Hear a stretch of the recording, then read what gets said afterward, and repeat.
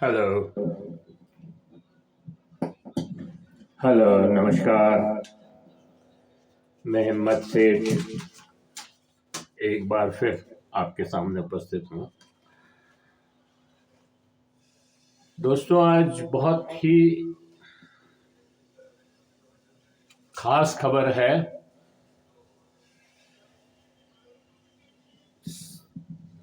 और उससे मतलब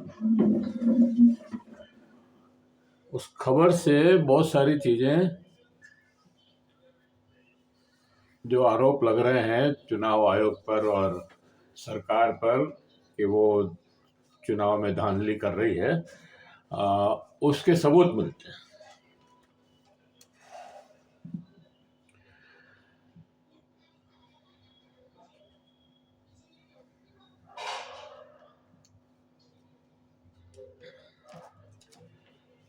फिर ये जो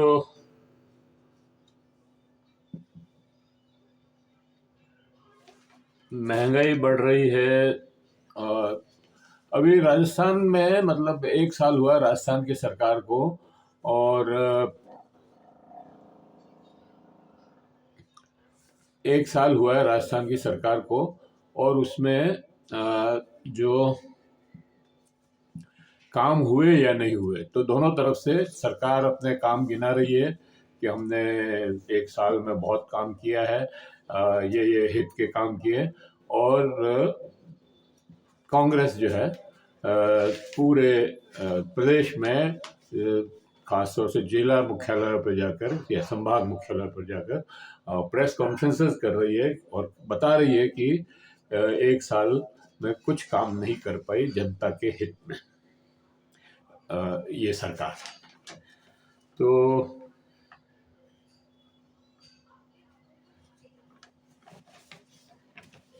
ये है। फिर कांग्रेस विधायक इंदिरा मीणा धरने पर बैठी है,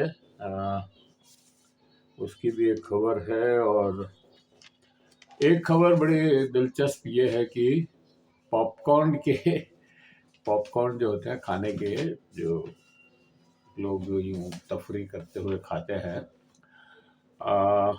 उस पर टैक्स बढ़ा दिया है। और एक तरह का नहीं, 3 तरह के टैक्स लगा दिए उसके ऊपर।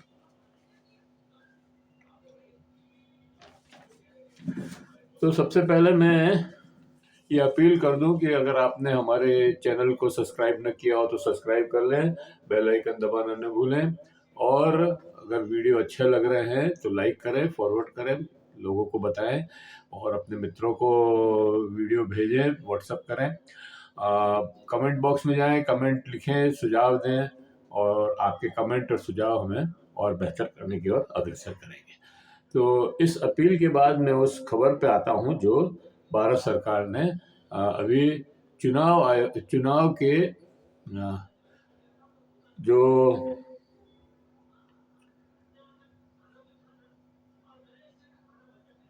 सरकार ने नियम बदले हैं और ऐसे फरमान जारी किया है कि अब लोग जो हैं आरटीआई के अंदर चुनाव आयोग में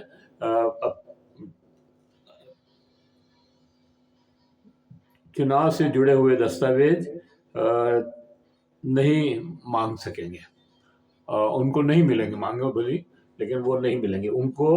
उस नियम बदल करके उसको हटा दिया है उसमें से। इसके साथ ही सीसीटीवी फुटेज, ब्रॉडकास्टिंग क्लिप व चुनाव के दौरान उम्मीदवारों को वीडियो रिकॉर्डिंग भी उपलब्ध नहीं होगी। फॉर्म 17C की कॉपी भी नहीं मिलेगी। इसके लिए चुनाव संचालन नियम 1961 में संशोधन किया है। और ये मतलब इसका मतलब ये हुआ कि भारत सरकार चुनाव में जो धांधलियां हो रही है उसको किसी न किसी तरह से छुपाना चाहती है।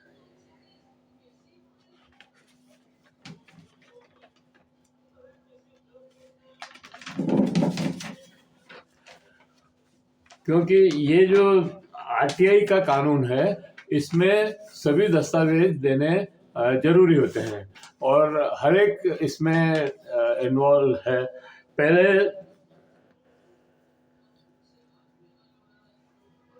और ये पहली बार नहीं किया है।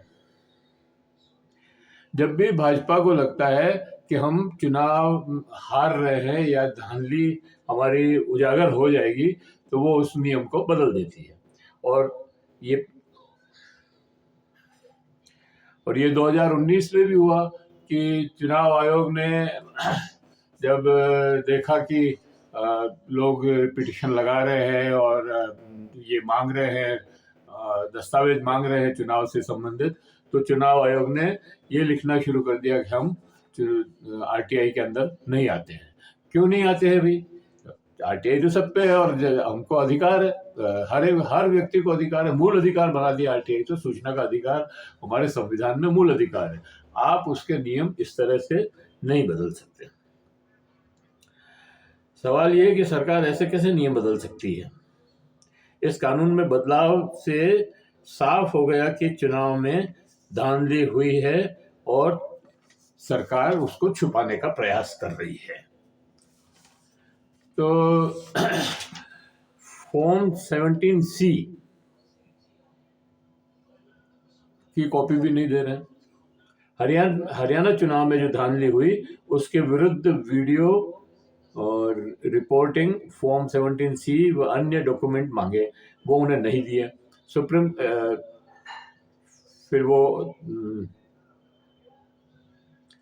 कोर्ट के बड़े वकील महमूद प्राचा हरियाणा पंजाब हाई कोर्ट में सूचना के अधिकार के तहत याचिका लगाई और पंजाब हरियाणा सरकार ने कहा कि ये डॉक्यूमेंट दे दो, ये आदेश दिया।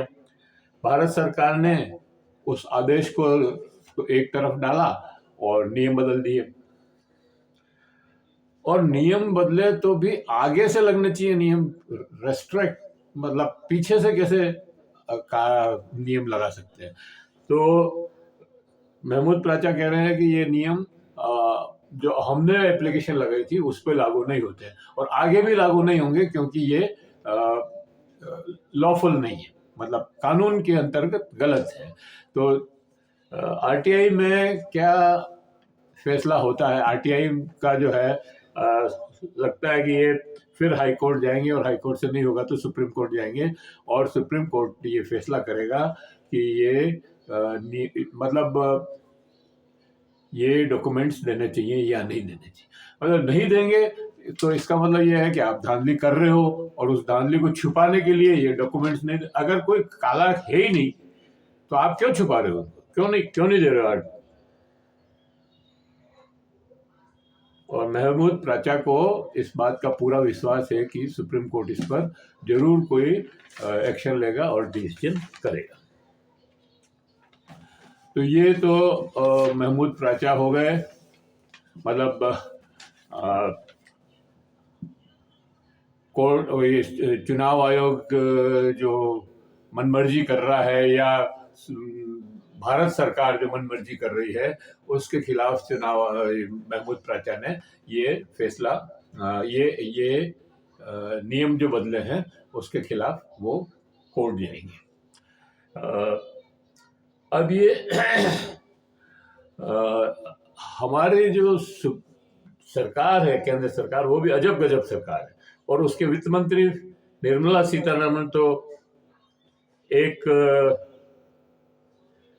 कदम आगे है। अब वो जब प्याज के दाम बढ़ जाते हैं, उनसे पूछते हैं प्याज के दाम बढ़ गए, वो कहती है मैं खाती नहीं हूँ प्याज, मेरे लिए कोई प्रॉब्लम ही नहीं है। तो अब इन्होंने क्या किया है कि कल इनकी बैठक हुई थी, उसमें जीएसटी काउंसिल की बैठक हुई थी। उसमें पॉपकॉर्न पर सरकार ने 3 तरह की टैक्स वसूली करेंगे। 3 तरह की कैटेगरी बना दी पॉपकॉर्न की, जिसमें अलग अलग तरह का टैक्स वसूला जाएगा। तो जो खुला बेचता है उस पर 5% टैक्स लगेगा और पहले से पैक करके बेच रहे हैं उनको 12% लगेगा। और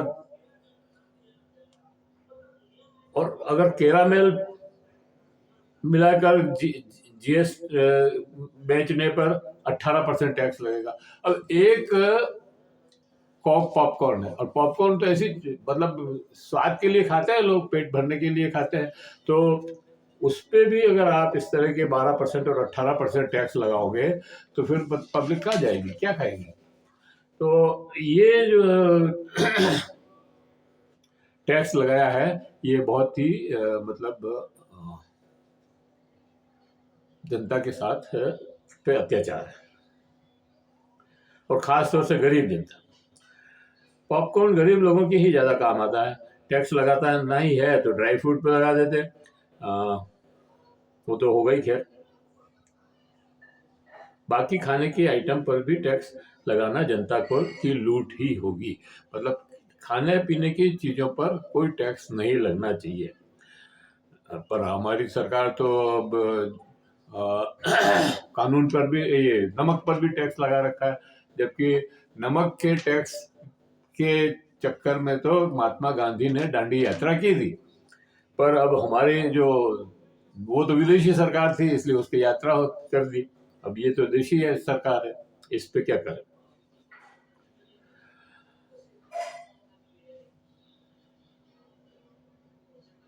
भाजपा बड़े जोर शोर से जॉर्ज सोरस का नाम लेकर उस पर हमले करती है, और कांग्रेस पर हमले करती है उसका नाम लेकर, और पूछती है कि राहुल गांधी और सोनिया गांधी के सोरस से क्या रिश्ते हैं, और क्या उनके वो कितना पैसा दे रहे हैं इनको ये सरकार डिसएस्टेब्लिश करने के लिए, अनस्टेबल करने के लिए। लेकिन अभी पता लगा कि सोरेस तो जॉर्ज सोरेस तो भाजपा के हरदीप सिंह पुरी के साहब के दोस्त हैं, और हरदीप सिंह पुरी साहब अभी केंद्र में मंत्री हैं। ये पहले यूएस में थे, तब इनके घर पर जो डिनर पार्टी आयोजित की थी उसमें जॉर्ज सोरेस भी बुलाए गए थे। तो मतलब आप खुद उसमें इन्वॉल्व हो और दूसरे पे आरोप लगा रहे हो, तो ये भाजपा का नियम ही है। खैर,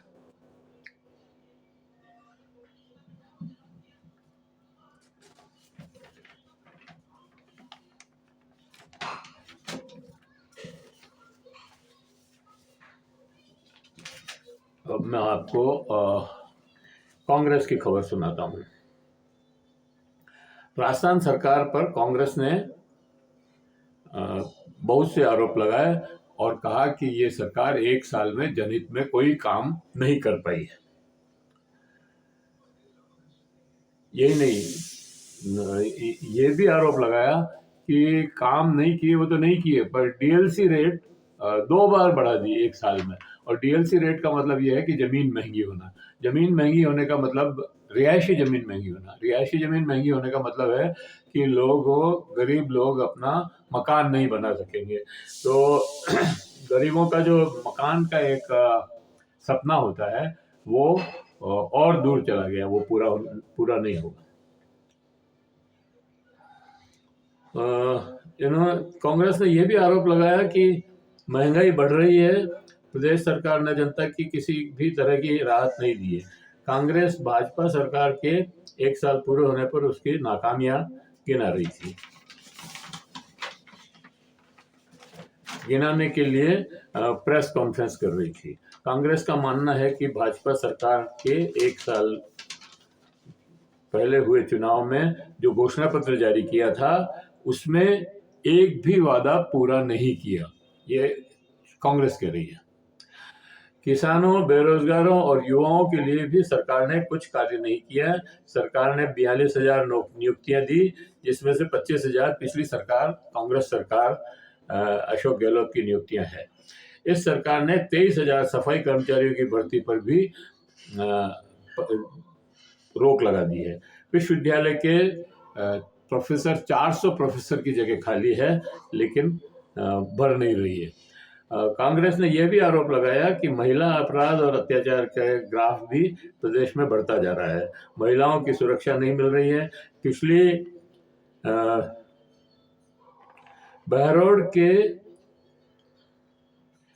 बहरोड में किसान सम्मेलन को संबोधित करते हुए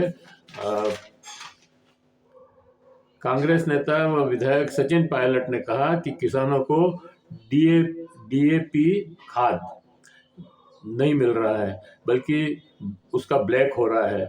पुलिस गुंडागिर्दी कर रही है, अफसरशाही हावी है, मंत्री गाय बगाए त्राही त्राही मचा रहे हैं। इधर कोटा में पूर्व चिकित्सा मंत्री डॉक्टर रघु शर्मा व जितेंद्र राठौड़ ने प्रेस वार्ता में कहा कि राइजिंग राजस्थान के नाम पर एक कार्यक्रम कर लेने और करोड़ों रुपए के एमओयू साइन करने से विकास नहीं होता है। जिन्होंने एमओयू साइन किए हैं, क्या उनकी आर्थिक स्थिति सरकार ने देखी है, या ये एमओयू जमीन हड़पने का खेल है? सॉरी। सरकार को इस पर व्हाइट पेपर जारी करना चाहिए। डॉक्टर शर्मा ने कहा कि देश के गृह मंत्री अंबेडकर पर शर्मनाक बयानबाजी कर रहे हैं, डॉक्टर अंबेडकर का अपमान कर रहे हैं। इधर भजनलाल सरकार के, ये भाजपा का मामला है, ये कि शिक्षा मंत्री मदन दिलावर ने कहा कि जयपुर के भजनलाल सरकार विकसित भारत बना रही है। उन्होंने कांग्रेस पर हमला बोलते हुए कहा कि कांग्रेस जगह जगह प्रेस कॉन्फ्रेंस करके झूठ परोस रही है। उन्होंने तो झूठ बोलने की फैक्ट्री खोल रखी है। ऐसे ही प्रदेश के गृह राज्य मंत्री जवाहर सिंह बेढब ने कहा कि मुख्यमंत्री भजनलाल ने एक साल में बेमिसाल काम किए हैं। तो ये मतलब दोनों ही पार्टियां एक दूसरे पर आरोप लगा रही है और जनता इसमें पिस रही है। इंदिरा मीना इधर बहरोड नहीं, ये है बावनवास। ये बावनवास कांग्रेस की विधायक इंदिरा मीना धरने पर बैठी है। अवैध बजरी व अन्य दर्ज मुकदमों में कोई कार्रवाई नहीं होने से नाराज होकर धरने पर बैठ गई। उन्होंने कहा कि आरोपी खुले घूम रहे हैं, जब तक गिरफ्तारी नहीं होती है मैं यहीं बैठी रहूंगी। पुलिस थाने में ही बैठी है।